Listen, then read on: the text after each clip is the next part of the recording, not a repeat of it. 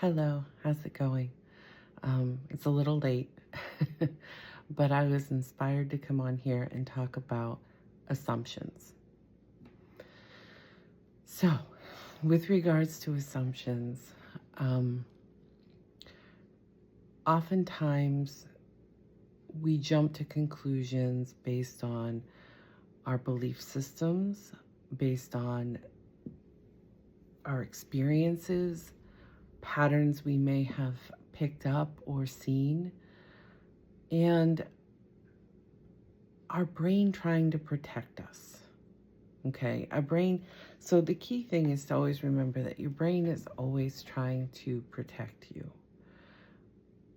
It doesn't always come across that way because sometimes, in its effort to protect, it is often creating more problems for us.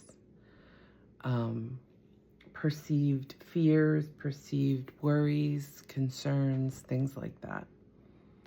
So, when we understand how the brain works, we can sit with those fears a little differently when they come up for us.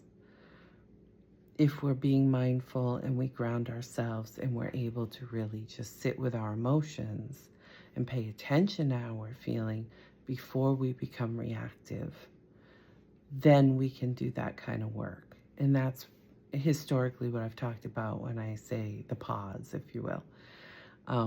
It's taking that moment to pause and really sit with, how am I feeling? Not only emotionally, but physically. And what are the thoughts I'm holding in my head? So, as far as assumptions go, oftentimes we ruminate over worries. We very rarely assume, we very rarely bring notice to assumptions around positive things. Like, oh, I assume that this is going to go amazing. I mean, that is one way to counteract it, in all honesty, because an assumption is still an assumption. Even if we're presuming, which means we have a little bit more evidence to lean towards, it's still an assumption in the sense that it's not a fact until it becomes a fact. And then if it's a fact, then we have evidence or something to work on, or not evidence, but something grounded that we then know, okay, now I have to problem solve this, or how do I move forward from this? How do I accept this? How do I, whatever you have to do to process, right? But until that happens, and that's assuming it does, we are basically sacrificing our present mindful, calm state to worry about something or to assume something that may never come to pass. Okay? So when you recognize that, all right, I'm worrying about this, let's look at the facts. What am I actually worried about? And is it based in true reality, or is it based on unhealed aspects, insecurities, fears? Okay? Because if it's based on fears, regardless of what it's based on, while it's still an assumption, we want to be able to counter that with a positive assumption if it's a negative one that we're dealing with, right? So if we're sitting there thinking, I don't know, I don't want to trigger anyone, but say you have a fear of flying, okay? And for some reason, to get where you need to be, you have to fly. And if you're sitting there really worrying about this plane can crash or this plane will crash, well, in life we have no guarantees. However, what's the likelihood, right?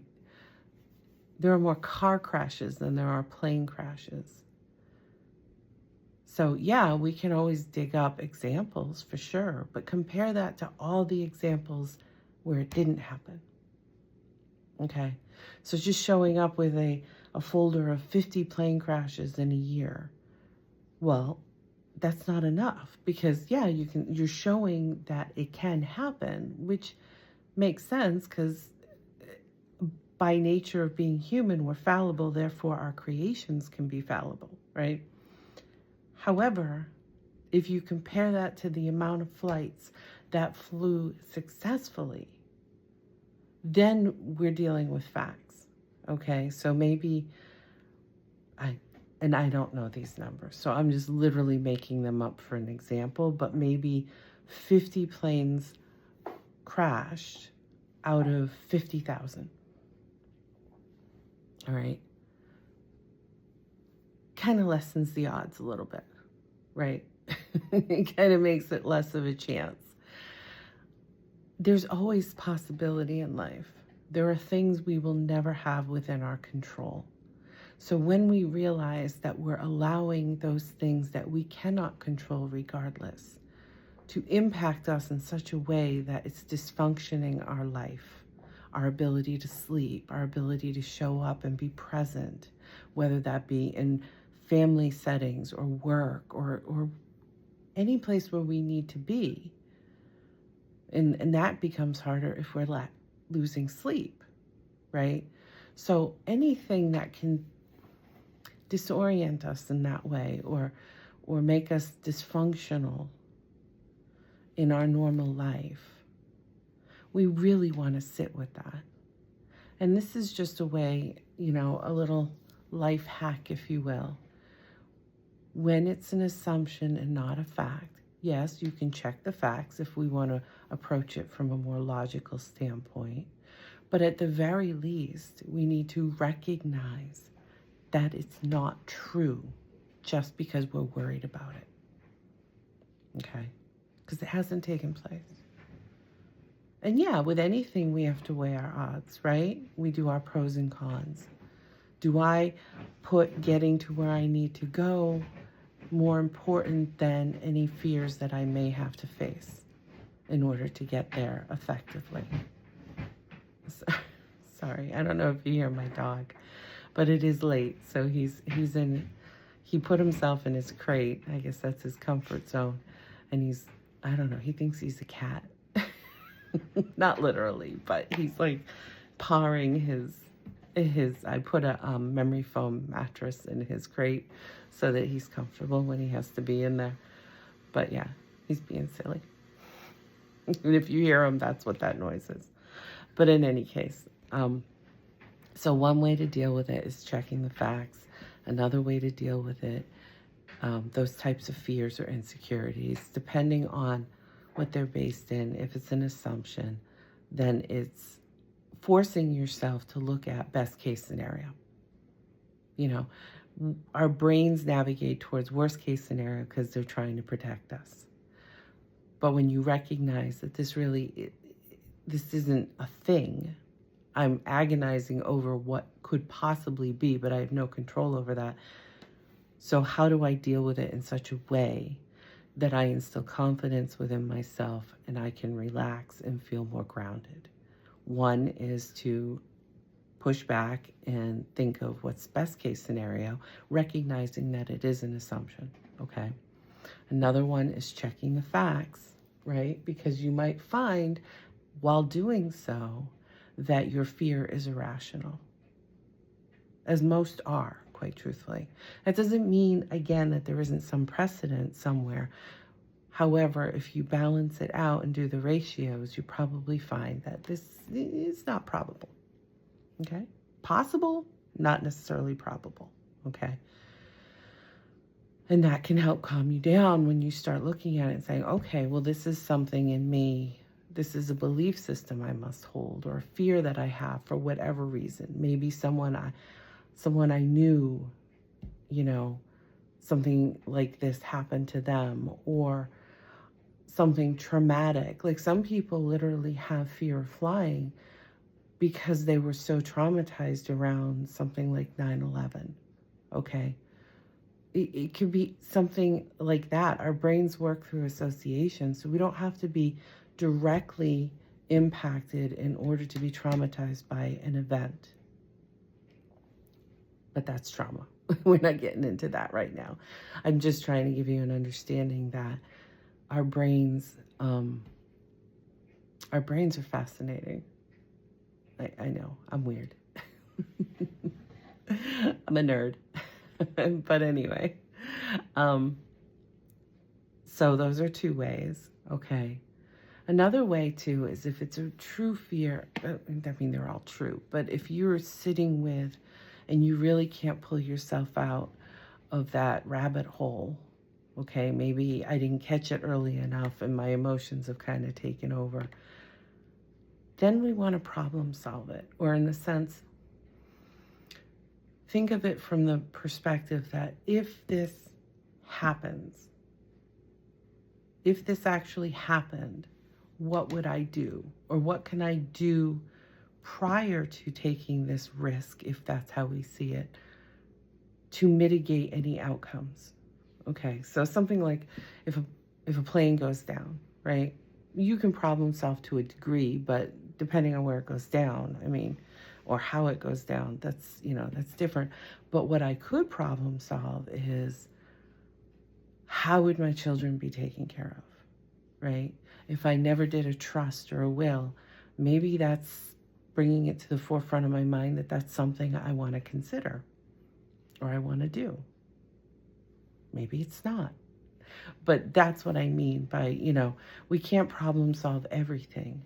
But if it's something like, oh, what if I ask this person out and they say no? Or what if I apologize and they yell at me or something, right? If you actually think it through and say, well, okay, well, what if that did happen? How would I handle that? What plan can I put in place? Okay. And you can't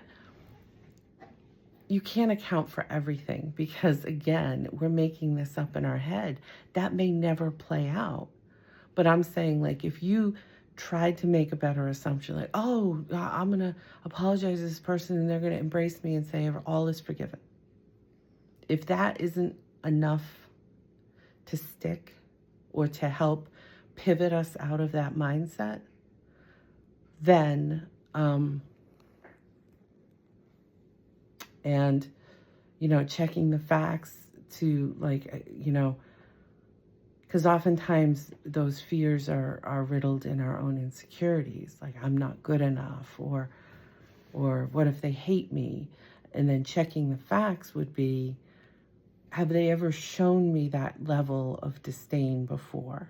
Or what are the things I'm doing right in my life, right? What are the things that I'm proud of? Because none of us, first of all, none of us are out here being perfect, but none of us are out here being all bad either, okay? All of us are doing something right. More than likely, many things right, okay?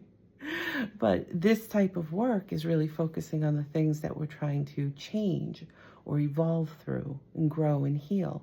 So it's easy for us to kind of just hyper-focus on the things that we're not doing right. But when you're doing that, it's really important to own your wins too. Your wins are important, and you have them. We all do, okay? So sometimes it's making a list for yourself that you can look at to be able to combat those insecurities or the negative self-talk or whatever. But if those fail, then it's sitting with, well, what if I do go up to this person and they yell at me and they say, no, I don't forgive you. I never want to talk to you again. How would I handle that? How would I handle that? Because sometimes when we have we've given it thought, it's kind of like looking the demon in the eye, if you will, right? Looking the fear in its eyes and saying, okay, what if this actually happened? How would I handle that? What are my resources? Is there someone I could call? Is there something I could do to cheer myself up? Is there another way to look at it? Do I have a plan for something like that? Because when we have a plan, we feel a little bit more confident in our own ability. Okay. So those are some of the best ways to combat assumptions. Because if my plan is, well, when I really think it through, I guess that wouldn't be the end of the world, especially if it's someone who hasn't been talking to me anyway, right? Let me look at my life. Let me look at the evidence, check the facts. We kind of bring all of it all together when we do these individual pieces, but let me look at, I've been existing fine, right? Or I've found other things that make me happy. Or oftentimes we have more skills than we give ourselves credit for to be able to manage disappointments and other things. Sometimes we compartmentalize them and we use them in different aspects of our life, but it helps when we generalize skills. Okay. How do you handle disappointment at work? Well, apply that to how you handle disappointment in your personal life. Vice versa. It can go either way. But sometimes we have skills in certain areas of our lives that we don't generalize to other areas. I've talked a little bit about that in the past too, but in any case, when we can think through and we recognize the resiliencies that we've had, let me think of the things that I've come through in the past or disappointments that I've managed. And then remind myself of my successes, right? Because we want that balance. Because we don't want to just hyper-focus on negativity or positivity. We want to be realistic. But fear is not always realistic either. So, all right. Well, I hope that helps. I'm going to go to bed. I'm tired. But I wish you well. And any questions on that, let me know. It can be it can be confusing sometimes, especially when we're already caught up in emotion and we get into that fear loop and that rumination, right? When we're constantly ruminating over the assumption of the what ifs or what could go wrong. But those are 3 ways to kind of combat that so that we can get ourselves grounded out of that fear mentality, calm enough where we can do other things to really ground ourselves and pivot our thoughts onto something more productive, something more self-empowering. Okay? Own your wins. That's important. Not enough people do that. And then, some people do it too much. But ultimately, I think the majority of people out there focus more on what they're not doing right and don't give themselves credit for the things that they do. So seeing that, being grateful for those things to yourself, being grateful to yourself for showing up in a productive and positive way in your own life really bolsters and just has a positive impact. Okay? And this is part of taking back your power, is being mindful of where your thoughts are taking you at any given time. Or especially in the times where you're feeling physically and emotionally impacted by your thoughts. All right? So have a good night, and I will talk to you soon. All right. Bye.